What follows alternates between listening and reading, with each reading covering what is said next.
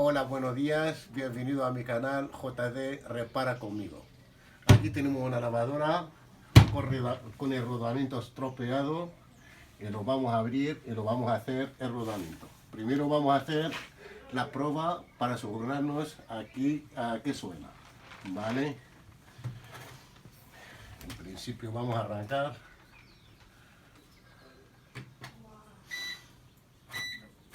Vamos a poner en modo centrifugado